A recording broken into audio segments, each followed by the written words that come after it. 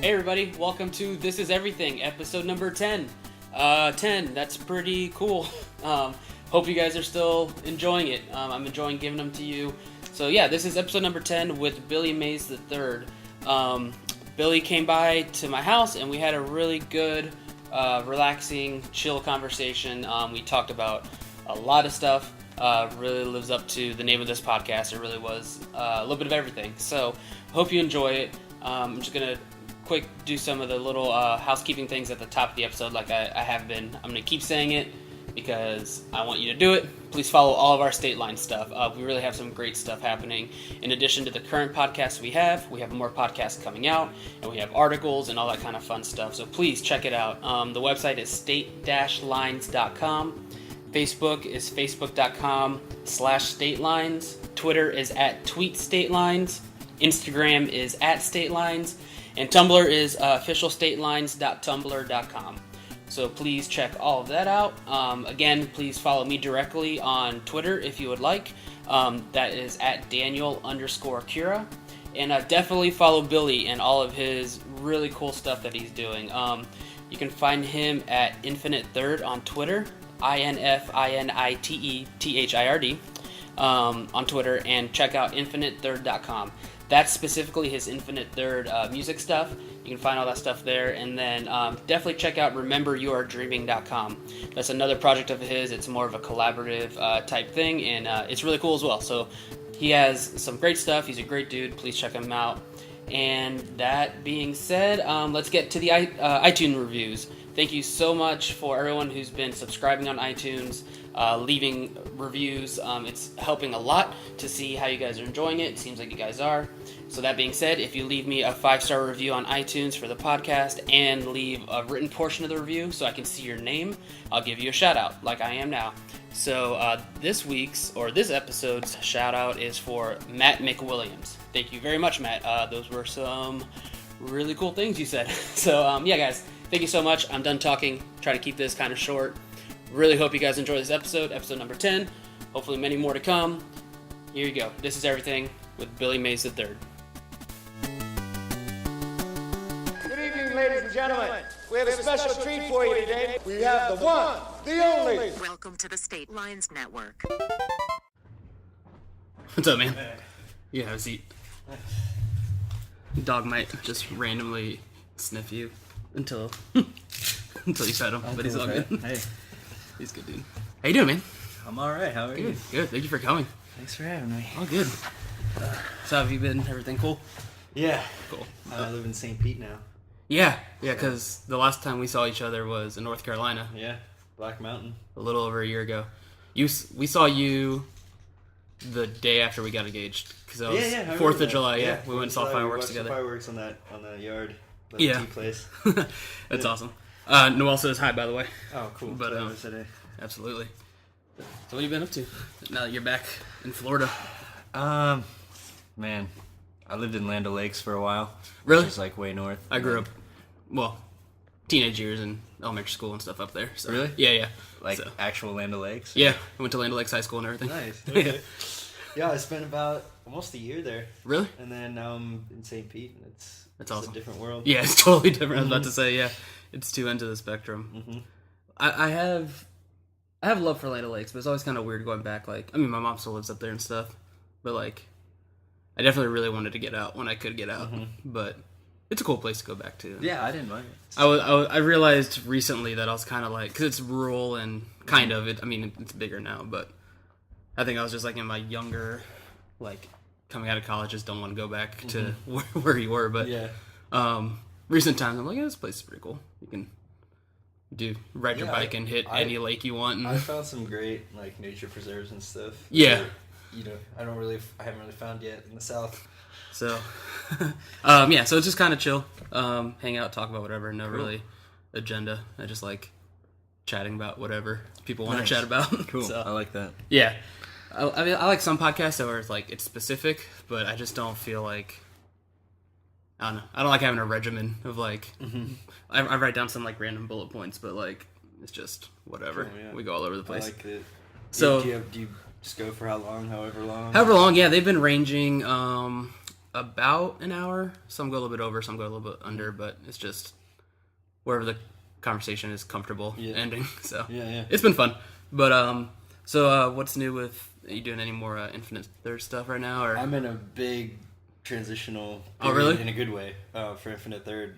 I don't know. I've put out so many albums over like the past 6 years. Yeah. And I'm just about to start on like the new album, which I'm considering like kind of the new start, where like all the old albums will go away and be private and gotcha, be more exclusive to like back catalog kind of thing. Yeah. And then this one will be like pushed out to the world. And I have awesome. I have a whole like business plan around the album and stuff, and a whole vision for it. But I'm just like this week starting to officially compose it, and I just like secured some studio time for it, for the tracking of it, and it's called Channels, and it's just like I have this huge like focus for it, which is just kind of just to be more coherent than I've been in the past, and kind of.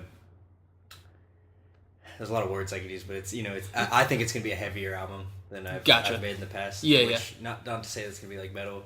I hear you. It's gonna be a little bit more cathartic and probably have more dynamic swells. That's awesome, dude. Yeah. Yeah, I was actually listening to. I was like, Billy's coming over. Might as well listen to some more stuff. I was listening to Eardrops a little bit earlier. Oh, cool. Yeah. But that's pretty chill. But yeah, definitely. I was listening to it. I was just like, in a really good way. I'm like, I could just like meditate to this album or just like chill. But yeah, I think that's what I've kind of liked about your stuff too. Is it's a little bit. I mean, they've all been in the same vein, but they're all kind of different enough where they. I can just pop anyone on and just kind of chill out. And, so that's cool, dude. I've recently just branched off into a different project. I don't know if you caught that at all. It's kind of more under I the think radar. I saw that. It's called Letting. Yeah, and that's right. It's more just electronic and just as minimal and nice. Just as it's kind of just minimal and down tempo electronics, but it's kind of just the new part of the new path of Infinite Third is to keep it more of a narrow spectrum of like guitar based, ambient drone influence, but more in the lines like post rock kind of world. Sure. Electronic post rock, and then Letting is to be more over in like the anything can happen kind of experimental electronic. I call it like fluid electronic. Sure. That's awesome. Yeah, I put out one little EP for that, and I'm on the side. I'm still working on those. That's really cool. I think it's good to have just multiple outlets in general. I mean, I guess the most often used term is like side projects, but I mean that's weird and different. Yeah. But like just different outlets where you can just do, because no matter what you're doing, even if it's music or whatever, even if you're writing, like if I'm writing something, even just like not music wise, but it's just good to like step away and work on something else. Sure. You know what I mean? Yeah. I think it makes everything else overall better. I like having different mediums, even like one thing that's happening that's funny that I didn't really expect to happen. Channels won't be out. The new Infinite Third album won't be out for I say 5 or 6 months. Like, sure. It's probably the longest I'm gonna take on an album yet. It's crazy. Like I've pumped them out. Like I'm this one I'm treating way differently. It's I have a mastering engineer that's gonna finish it up, and we're talking vinyl and stuff. It's crazy. So awesome. In the meantime, I'm doing a little bit of Letting stuff, but non-music. I've written a lot of poetry over the years. That's awesome. In the past, seriously, in the past 5 years, but I've written before that, but none of that was good. So I've always kept it on my blog, but in the past year, I've just taken it all down and been reading it and rewriting it all and stuff, and kind of kind of refining it. And I've just decided to put out a book. That's crazy. It's about a 60 to 70 page poetry book. That's awesome, man. That I anticipate could be out by December, if not January. So that'll be the in between kind of release. Yeah, that's awesome, man. Yeah, I was actually thinking about poetry the other day because we were talking. My wife and I went up to Orlando and we're hanging out with some friends and stuff. And my friend was talking about just he writes some poetry and stuff, and that's just one thing I've never, other than writing songs, but specifically poetry is nothing I've really dabbled in. You're a writer, though. You're a writer, though, aren't you? Don't you write? I feel like you have the voice of a writer. Yeah. I love writing, but as far as poetry in the form of not song or music, I haven't really done. You know what I mean? Yeah. And I'd be interested to tackle it, but it almost feels I can't tell if it's intimidating because it's so open to whatever. I don't know where to start. But also, my buddy was saying that one of his, not fears, but like, it's just, I guess with any kind of art form, once you kind of make it and put it out there, people are open to making it whatever it is. Yeah. Especially poetry, because it's so like wrapped in like it's just open interpretation. So it's just like, definitely. So which is awesome. Awesome. But he was also saying, I just hate for somebody to like totally not get like maybe something bad from what I was trying to say. But yeah, that's the cool thing about art in general, just that I've been working on, not dealing with, but just kind of coming to terms with, like, no matter what you make, once you do it, it's kind of... It's up to interpretation. Exactly, it's just out there, yeah. I really love that part about it, in music and writing. Music, I intentionally make, like, the most abstract music. It's improvisational mostly, and guitar soundscapes and stuff. Sure.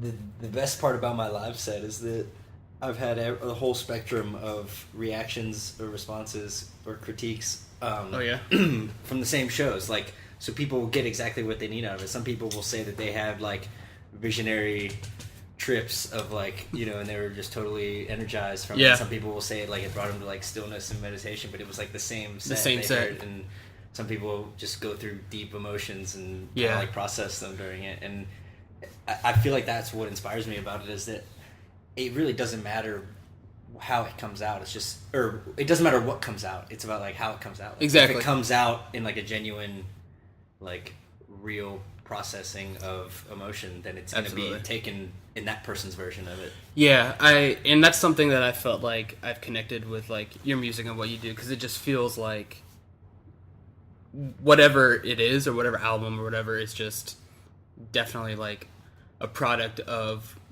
I guess you could say like a product of the moment, because everyone, you know what I mean? It totally is. Yeah, like, it totally is the product of, it's like a captured moment. Like, yeah. And then it's just like, here it is. Yeah. In all its rawness, you know? Yeah, that's so rad. And what I like about writing, for me, is that I also try to write in a more abstract way, which can be challenging, because even if you try not to make sense, words try to make sense on their own, like sentences. Yeah, People try to make sense of words. So I really like playing with like paradox and kind of on the verge of like Zen cones, where it's like you just give a statement that like doesn't make sense, but it's meant to just like untangle the mind trying to figure it out, because you can't figure it out, you know. That's so crazy. I try to make poetry that reaches that level of the music abstraction, which can kind of let people take these words and make it mean their own thing, which is harder with words, because so many words have accepted connotations. You know? Yeah. Yeah. It's just crazy how, I mean, I guess that's just what art is in general, but like how, like, so say you're making something and it's of like that moment of that feeling, but then going back to what you were saying about like a live set and different people coming up, it's what they're hearing is of their moment and what, you know, whatever happened that day or that week, or I don't think enough people recognize the role of the audience in art. Like, we're all sitting there staring at a performer on a stage a lot of times, and my experience of performing in front of a lot of people is that like it's completely dependent on them, and like what happened that time only happened because those certain people were out there and those certain like levels of attention were out there. Yeah. And so it you know, it's like we're creating it together, even though there's one person who's up there like being the channel for it. Yeah, absolutely. We're all kind of creating this moment of like forth. listener and speaker, or whatever it is. That's always interesting to me too. And I was actually, when you said that, two things popped in my head. One, the other day, was it last week? I went to, Vacationer was in town. I went to go see them, which, interestingly enough, random, but is Kenny Vasali, who we actually went to go see. Remember that Copeland show of Personnel and the Starting Line stuff? So it's his other project. Yeah, cool. But it's more like, I think you'd dig it, but it's more of like, I don't want to say, this, again, going back to words having connotations, not tropical, but it's like ambient, electro, tropical pop stuff. It's really cool. Yeah. But he was saying like he really enjoyed, it was at Crowbar in Ybor, and he was really enjoying just the crowd, because people were just kind of chilling and standing there. Some were like dancing and stuff and whatever, but he was saying like sometimes people are just like kind of going crazy and dancing, and he's like, I'm really enjoying. But he's like, that has its merits or something like that. But this is really cool. People are just kind of chilling and vibing to it. And then going back to that. Oh, and then what was it? I was listening to a podcast. I think it might have been either the Nerdist podcast, something. Brian Regan, that comedian, was on it. And he said one time they're kind of talking about, especially I guess with comedy, I can imagine you need people, you need their actual reaction to do stuff. But he said he did a set one time at a theater, and the lights were set up in a way where you couldn't see anybody, and like it was almost like just playing, like just like telling jokes to a wall. Yeah. And there was like a laugh track behind it, and then he got off stage after an hour, and he was like, I guess that was okay. No, I can definitely. That sounds terrifying. Well, playing on certain big stage, they tend to like shine lights at you or a projector at you instead of like above you or something, and you can't see any of the crowd, so you're only like trusting that they care at all. Like sometimes in more intimate venues you can see, oh, that person's clearly listening, and like this is, I should at least respect them and play something worthwhile. But like if you don't know if anyone's even out there, it's hard to like feel them. You just have to hope that you're doing something. Yeah, I can't imagine. Like, I feel like, I don't know, I love both settings, but something about, and they've been kind of making a quote-unquote comeback, but like the house shows that people have been doing, like just house tours, even just like touring bands have just been like just like couch tours and stuff, and people just networking with friends, and which is cool. I think it's cool on both ends. It's cool for the artist, I'd imagine, because you don't have to deal with all that booking nonsense and like club fees and stuff, but then also cool for definitely for the audience and whoever's hosting it, because they're obviously a fan. It's an art, man. Yeah. Put on a good house show and get people there and like make it like on the border of like not being just a raucous house party, but also like a listening room. It's hard to like corral that kind of energy. But a lot of people are good at it. I've been to some great house shows, and I've played some great house shows. Yeah. It's definitely it could go either too crazy, or depending on whose place you're at, it could be. I could see it being just like a weird thing of like you playing for like that person and and their brother. Oh man, yeah, it's exciting. Going back to I guess the Infinite Third stuff. So you said that the new one is going to be like the most time you've spent, which is kind of the flip side. Because correct me if I'm wrong, you did a project where you're releasing a song. Was it a day? That was part of Infinite Third. That was I did one song a day for a whole year, 365. And it wasn't so much that I was like composing a song every day. It was kind of that thing where like I would wake up, sit with my guitar and looper, and like just jam on something. A lot of the eardrop songs that you were listening to are those from that project where I just took the recording, and a lot of them ended up being like, oh, I didn't do one that day, but I had a show, so I would take a recording, an excerpt of a recording, and put it there. Some of it was. It was kind of just like getting used to processing like material every day, whether I made it that day or not. Like I would at least do something to it that would make it presentable. For the day. And then my friend did a visual art piece every day. I remember that. He really did that. It was like the Infinite Third logo with like his own digital and not digital art behind it. That's crazy. At the very least, it just seems like a good practice to just like learn. Even just learn how you work best. Oh, yeah. You know what I mean? It taught me so much about just how it's like you can always kind of just go there and make something. Like, it almost made me float too much to where then I started putting out all these albums, and, it's like, now I'm like going back to the other extreme of like, just focus on this like 40 minutes of material that will be like representative of Infinite Third for like the next year or two. Like, and the live set as well is going to mirror this album, which is another thing that's been way different, is that my live experience has always been really different than the studio experience. True, yeah. I'm just now about to bridge them for real. That's awesome. And it's pretty important. Yeah, that's always kind of crazy too, especially. So I go like even just this works with you like retooling your stuff, but so you were putting out stuff so frequently, but then going back to what you said about like this is what like it's gonna be for the next like couple of years or whatever. Like that's always crazy to me too, because I feel like it's great and can be bad too, depending on how people interpret like where you're coming from. I guess probably more if you're putting words down on paper, you know. Yeah. But like people, especially if that chunk of time say if it's like 2 years between albums or whatever, a lot happens to you, to me, to anybody in 2 years. So it's always just crazy to me that like that's still like a snapshot, but like of so much can change between the next one that people it can be great or bad. A lot of artists that kind of happens to, and it's not a bad thing. It's just how life is. Like, you don't see a person for a year, they're gonna be different the next time you see them. Yeah, we haven't seen each other in a year. You know? Exactly. So it's like over a year. So imagine how much we've gone through since then. Right. We won't even talk about this whole time. Right. It's just like we're different people now. Exactly.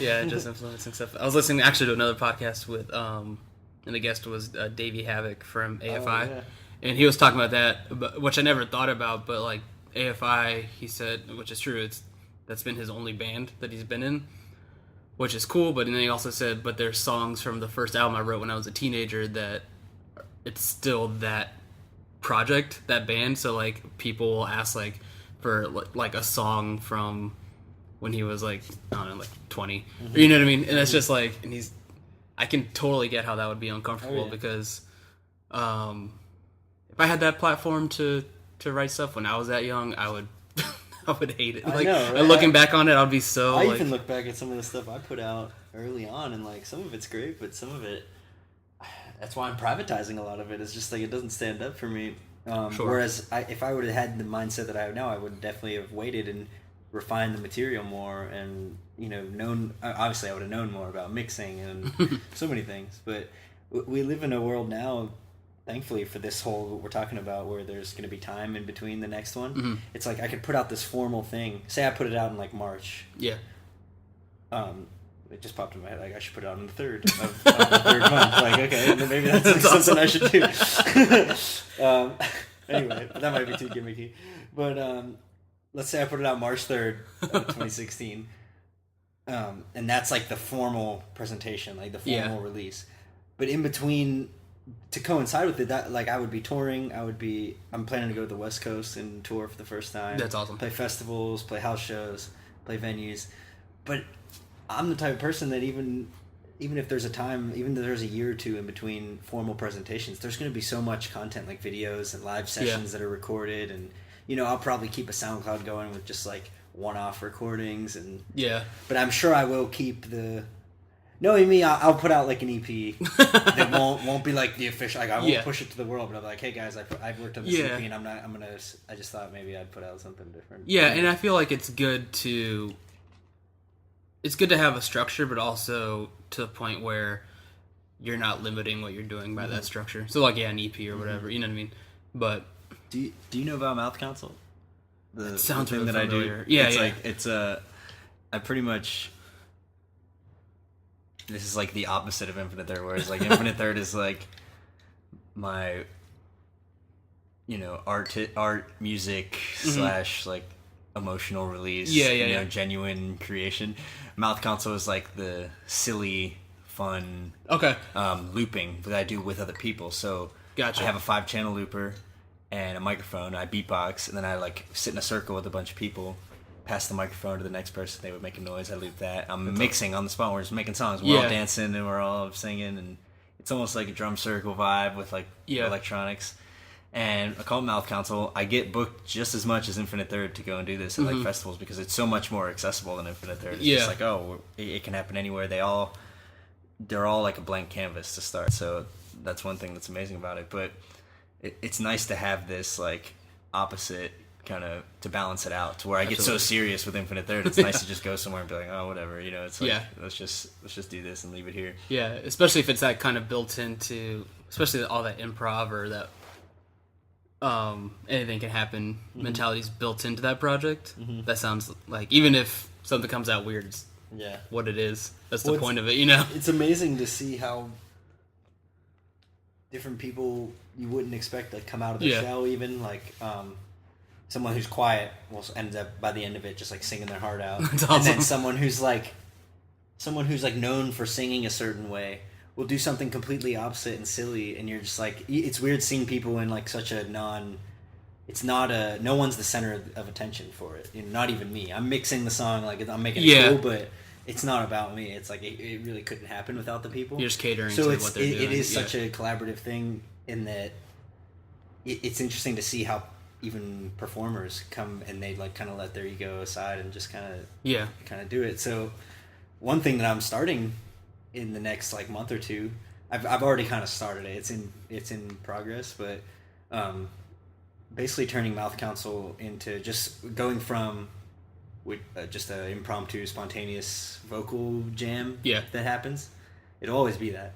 But now I'm taking that vocal jam and kind of making like a podcast format out of it to where I would invite, I have like my list of bands that I'm already in touch with that are down to do it, to where I would invite my camera guy and on the journey to me to go visit like local band X, go to their space, sit in a circle, do the Mouth Council, and kind of make like each time like a short documentary about the experience, and then show excerpts and clips from the session. And the point of it is kind of just to see what people are like in this like really specific, different, weird setting. Yeah, and I feel like a lot of people would even just welcome it to be able to, like I said, just having multiple projects, but maybe they don't have multiple projects or outlets. Like, can just... It's just sometimes it's freeing to do whatever. Thing, especially if it's not theirs, then there's like less pressure of a fan of your thing not liking something that you're making. Yeah. If it's somebody else's and you're just doing whatever, then you can probably just, like you said, let all egos aside and just do whatever you want. It's such a creative exercise, you know. Yeah. Most people can just appreciate it right away as like, oh, I get this. Like, you're just kind of like, it's like babbling just to keep your voice. You can sing nonsense and you're still singing. Yeah, you know, like it's kind of like where it comes from. It's just that you're exercising the creative muscle in such a non-serious way that it takes all pressure off of it. Sure. And it lets you just be free with it, and it kind of like lets you explore new paths for your voice. Or absolutely, some people not even use their voice. Some people just clap, and it's like still. Obviously, it's called Mouth Council, so I prefer that you make a mouth noise, but I always tell people you can't do anything wrong in this circle. You can. Make your favorite animal sound or click or that's awesome. One of those. Yeah, that's so cool. I can imagine. That sounds awesome. But yeah, even going back to just like kind of freeing. That's a method of like vocalists that I've seen, and I've never really done it myself, but it's something that I've kind of tried, and I should probably try more. But of just singing nonsense and finding the melody, and then writing the words around that rather than writing lyrics. And then I ran into that problem where I would try to write lyrics and then cram them into like some kind of thing. And I feel like, I don't know, there's just merits to all sides of it, and that's the cool thing about just anything in general. Like, you can do whatever you want. I've pretty much just come to the idea that like you can do it any way, as long as the way that you're doing it is like the most effortless and like at the same time engaging. So like, not effortless as in like lazy way, like I didn't have to put effort into that. Effortless as in like I didn't have to struggle to get there, but I had to like challenge myself to get there. So it's like some kind of balance of like when people struggle to do a certain thing, and it's like it always has that tension with it in the finished product. Which you can definitely hear it. Yeah. It's just I've definitely gotten. I was in that other mindset for a long time creatively, and then recently, within the past couple of years, and now that I'm working on some more stuff, like just being like just open, just letting what happens happen, and then if it's good, awesome. If not, then I don't know. Sometimes you can just use a piece for something else and then build off that. You know what I mean? Yeah. It's just I'm open to being open more than I was.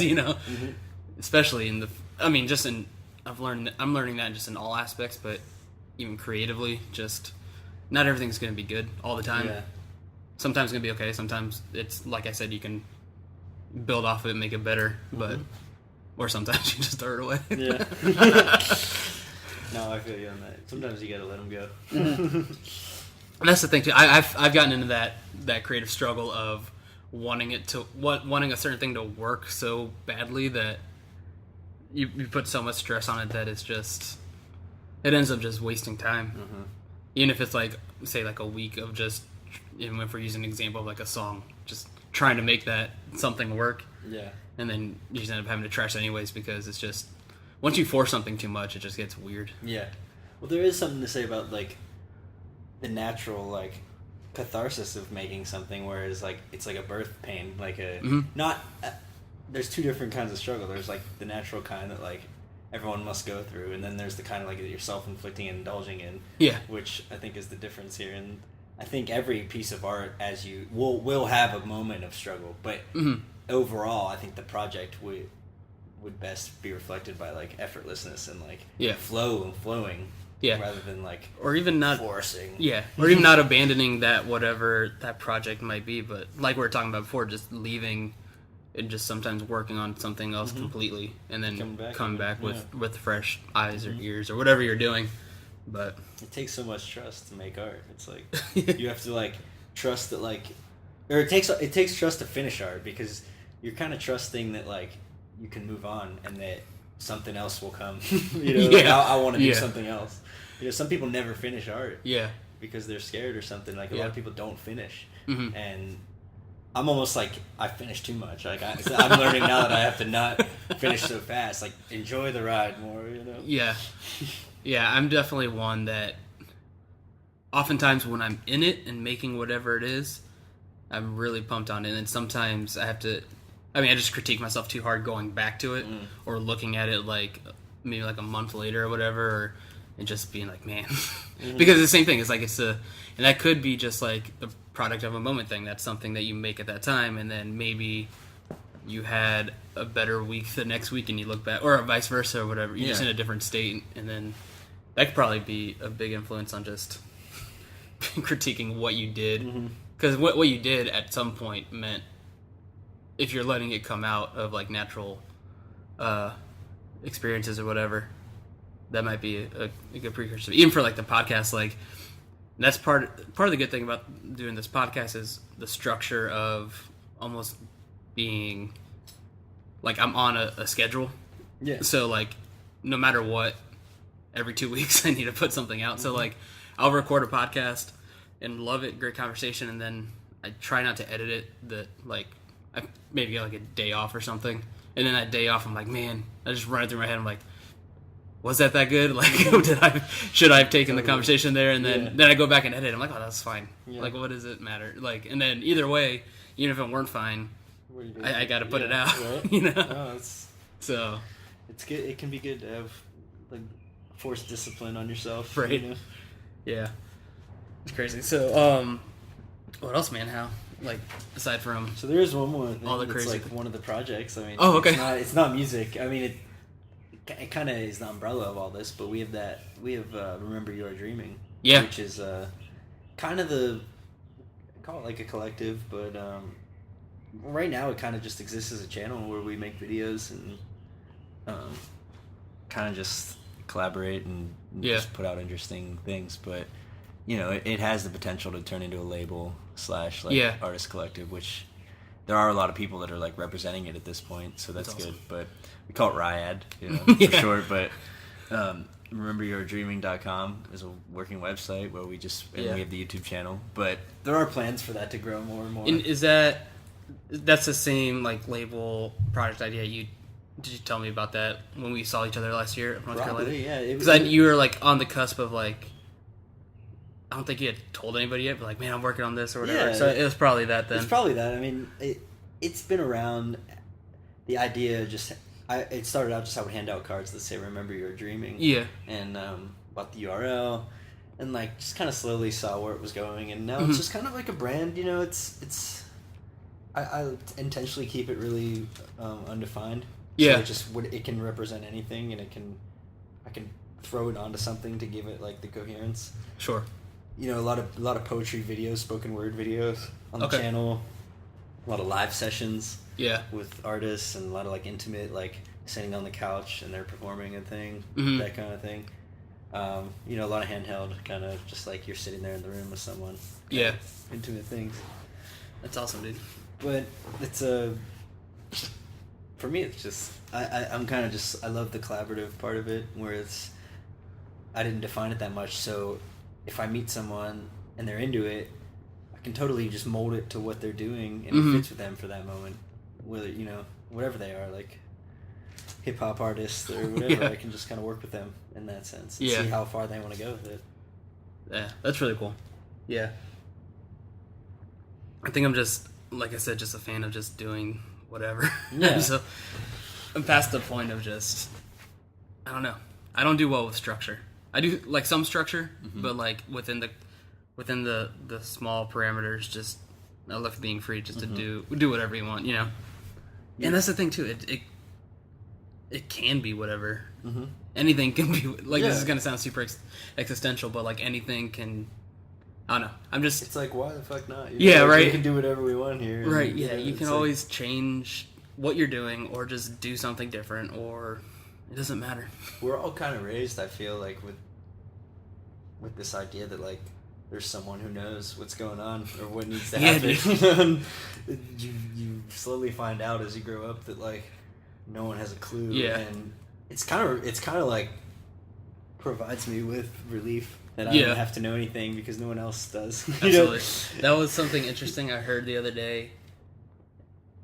Again, I listen to so many podcasts and whatever. It might have been on a podcast, but like they're talking about relationships, and it was like an adult talking about relationships with their mom or something, and like the person they're talking to just like blew my mind because not even like hardships, but just like general just dealing with family kind of stuff.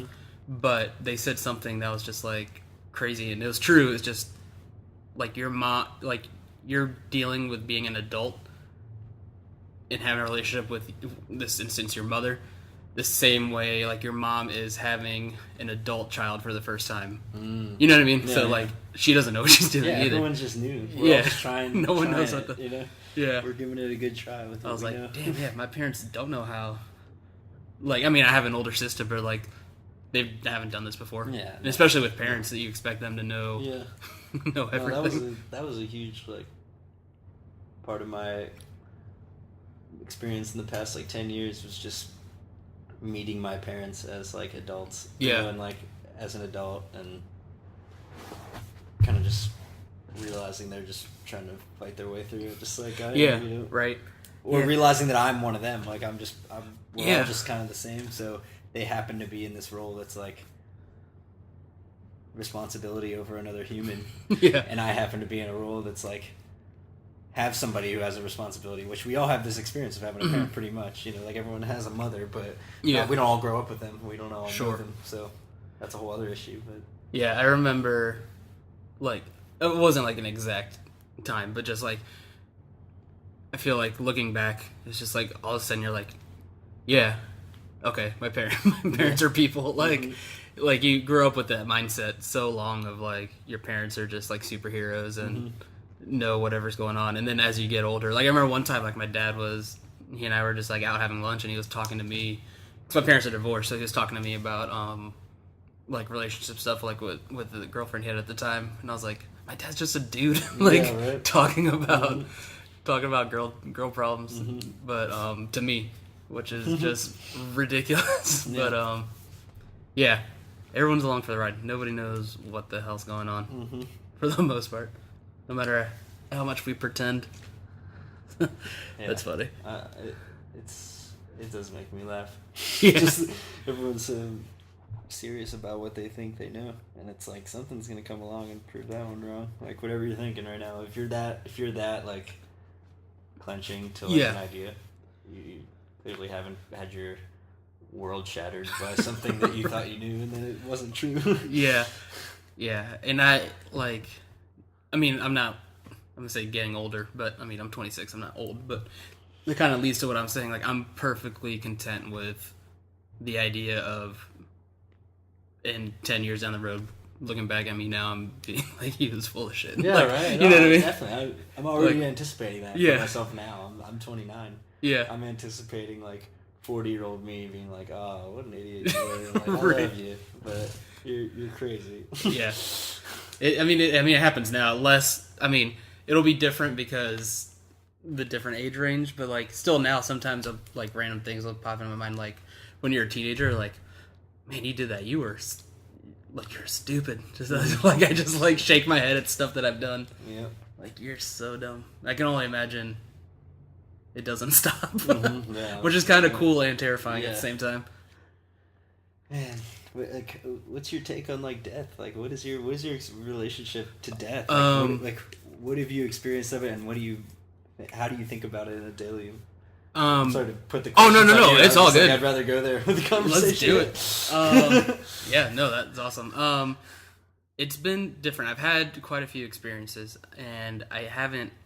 When I was younger, I didn't deal with it super well, and then the most recent was my stepfather passed away. Is it 2 years now?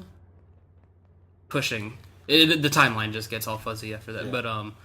But yeah, so it was like really short. Like we found out he had cancer in July, and then by the end of the summer he had passed away. Like they caught it late and all that kind of stuff. So that one was obviously the biggest one and the heaviest one, the closest one, all that kind of stuff. But I tried to make it a point to actually, and I didn't do a great job, but learn to like just sit with it and let it just like happen. Yeah. Like emotionally, you know what I mean? Yeah. But still at that time, like I had to do a lot of, not had to, but that's just kind of the role I take, was like helping my mom out and my sisters out and all that kind of stuff. I'm always like the outward giver kind of person, and then like in my own time I'll try to like deal with it inwardly. Yeah. But yeah, I mean it's been weird, but that one really kind of just opened my eyes a little bit to just, I don't know, same thing. Like we were just talking about, we're not gonna be around. Yeah, I mean, and I dealt with like grandparent, like grandfathers passing away and stuff when I was like a teenager, and then like in college and stuff like that. But yeah, I don't know, man. I guess just getting comfortable, not comfortable, but you know what I mean. No, it's just a changing thing. You know? It's like one day I could be super just like detached from it, like, oh yeah, we're all gonna die. This is actually a good thing. Like we might as well live now, you know, like that kind of thing. Then another day I could just be like, fuck, I don't want to die. Like I'm scared to death. Right. Yeah. You know, like, it's funny how like it's another example of that. Like we're just trying to make sense of like these processes that we are. Like we're a changing process all the time, and like as soon as we understand it, it changes anyway. Exactly. So yeah. It's nice to observe it, but you can't know. Yeah, the only thing that stays the same is that everything ends up changing. Yeah.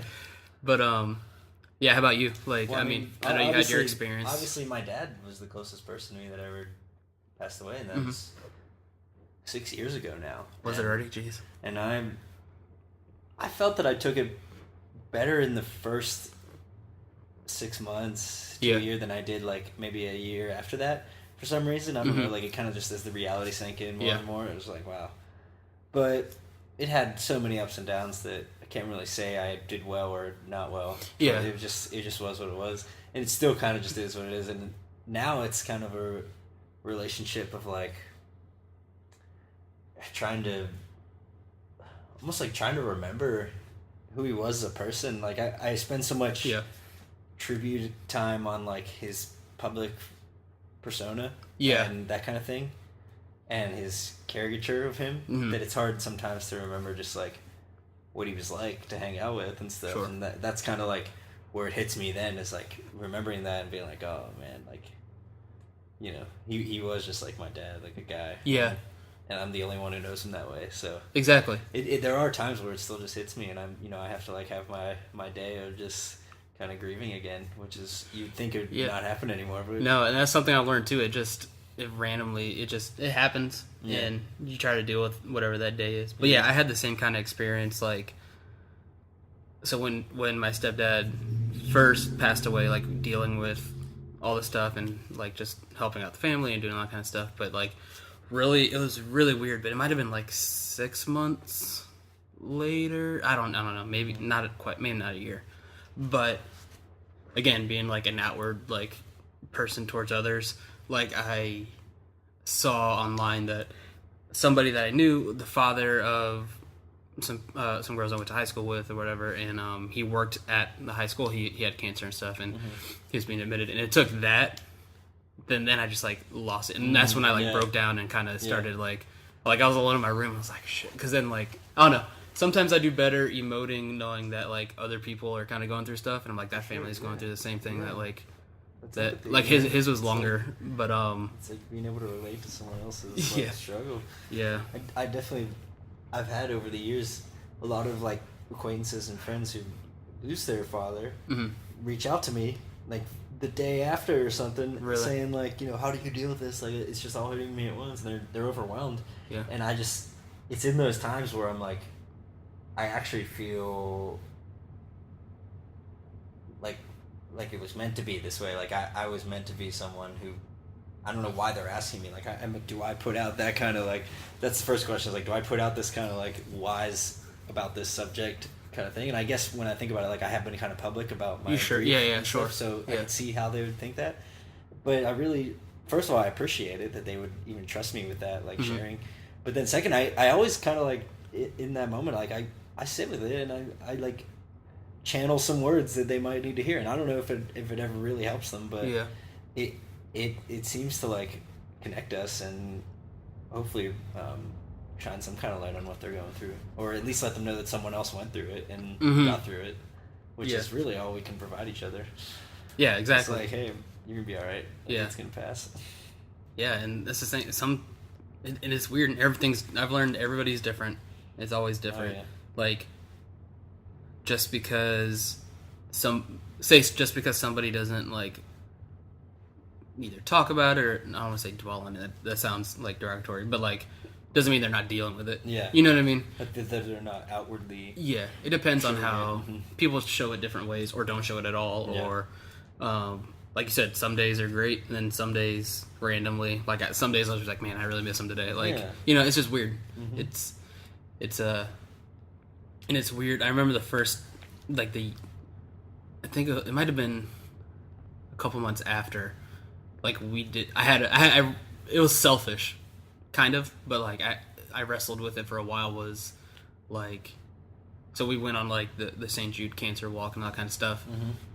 And doing that for the first time, I was just like, man, I just don't want to be a part of, like, for lack of better terms, like this club. Like, it's really weird. You know what I mean? Yeah. Also, really cool and empowering because most people there have some kind of experience, like with, in this case, cancer or whatever. But it was really weird. It was like selfish. I mean, like, I don't want to be a part of that group, and I didn't have a choice in it and all that kind of stuff. Yeah. But I got past it. It was, like I said, just like kind of a quick selfish thinking. Yeah, like, yeah. No, you don't think that I kind of stuff understand, happens. But how was it, if you, like, because it must have been a little bit different for you because your dad being who he was, and Yeah. more, I had trouble dealing with just, like, family Yeah. talking about it sometimes. Well, that was kind of why I said, like, at first I did really well, and it was almost a fluke because when you're that public of a person and you die, like, and then I was kind of public, like, I was kind of like a voice for my dad at that time anyway. Because of the show and everything. On was Twitter like, and stuff, yeah. So it's like, when the news hit, my tweet was actually what confirmed it, and like the news was putting my tweet up on the thing, and so my Twitter blew up and stuff, and I had a BlackBerry at the time, and like from the people following me at an alarming rate, my BlackBerry was frozen, so I couldn't call people. I was wanting to talk to all my friends, and it was a funny like moment in this day of like shock. Yeah. But what happened was everyone was so supportive and stuff and nice, and there wasn't one bit of like bad intentions, like it seemed like from the public. Everyone was just really supportive. And then about 2 months later, a little thing came out about possible drug use and all that, which I know people know about, and there's so much to that story that I can't even really get into it, but it was just basically a lot of like the troll type characters started to come out and be really mean, and basically started harassing me, some of them, like just saying that like my dad was a piece of shit, and that like and then like I'm a piece of shit and all this stuff, and that hit me almost harder than him dying in its own way, because it was like when someone dies, it's so innocent. It's like, oh, we all die, and like everyone understands, and it's great. And then when there's like bullying and like really harsh people involved, it's like this just doesn't feel like a natural thing. It feels like I shouldn't even, like this shouldn't even be a thing. And so it's almost like feeling trapped in that. And that took me a good year or two to get over, because I would still get stragglers of trolls like every so often for like 2 or 3 years, to where I'd be like almost afraid to go on the social media sometimes. That's like at least Twitter, because I feel like for some reason people were finding me on there the most. Yeah. But it's far outweighed by the positive, but Yeah. Somehow the negative would like stab you a little bit. Yeah, that's so bizarre to me. Yeah, I mean, and that's not the first time I've obviously heard that kind of stuff, but just... Yeah, I mean, look at like Robin Williams. Yeah. A lot of people harassed Zelda Williams, his daughter. Yeah. And she got off social media because of it, and she wrote a whole thing about it. And I instantly understood because I was just like, yeah, I imagine that people were just imagine the level of Robin Williams. Like my dad was here, low, and Robin Williams was like way up here, and like all this outpouring of everything plus the trolls just are a fraction of it, no matter what. Yeah, it's just I just don't understand that mindset at all. Like. But then again, I guess I'm just not wired that way, but it must come from just like, I don't know. It must just come from wanting some form of attention. Yeah. There's anonymity involved in the internet, so there is that. That's definitely happening. I never saw it.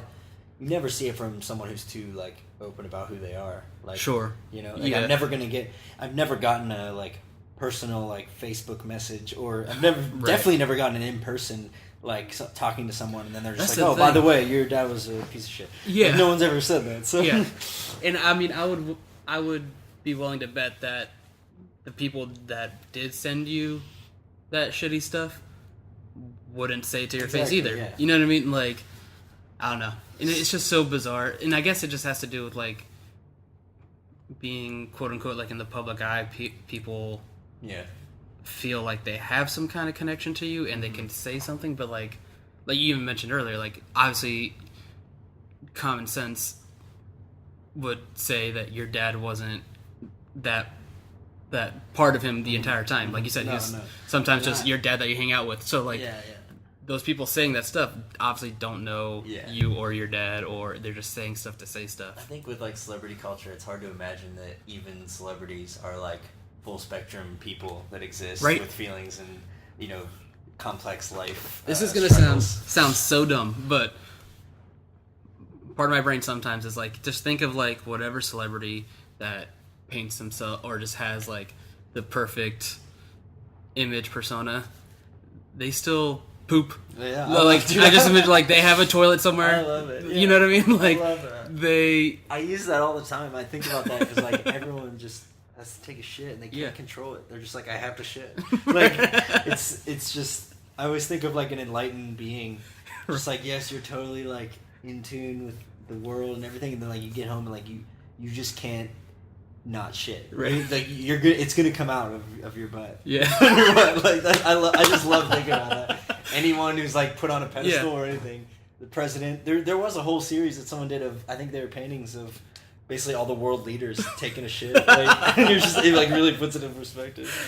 People poop. Yeah. It's just, even just, not even that, but sometimes like when I'm just laying in bed, I mean, I don't think about celebrity culture really all that much, but like, if I wake up in the morning and I'm like on my phone and like I'm reading like a news article or trying to avoid stupid news articles, but like it'll cross my mind like that person wakes up just like I do in bed, probably. Yeah, sits on their phone too. You know what I mean? Like it's just. Well, I really appreciate celebrities that are more vulnerable, and you know, I don't know. There's so many ways you could, but like, basically just alluding to like struggles that they have, or you know, just letting people know that they're not perfect is like such an important thing because it's almost implied with how they're covered. It's like, and I feel like there's definitely been some celebrities like that have kind of. And that's why people are attracted to them. Like, first one, for example, I can think of is, like, Jennifer Lawrence. Because, I mean, everyone painted her like, oh, she's a normal person. Which then kind of gets turned into, like, a normal person becomes its own caricature kind of thing. No, but yeah, for sure. Like, just being normal people. Like, I even posted, actually, before you got here, I posted a link. Do you know who Andrew McMahon is? Mm-hmm. Yeah. He, craziness, he played on Conan last night, and I just posted something that was just really interesting to like. So I've been a fan of him since I just loved his music since I was like a teenager or whatever. But he's had that kind of career where he's done different projects, like went from like something corporate to Jack's Mannequin to like his solo stuff. Now he's doing like another solo thing, but.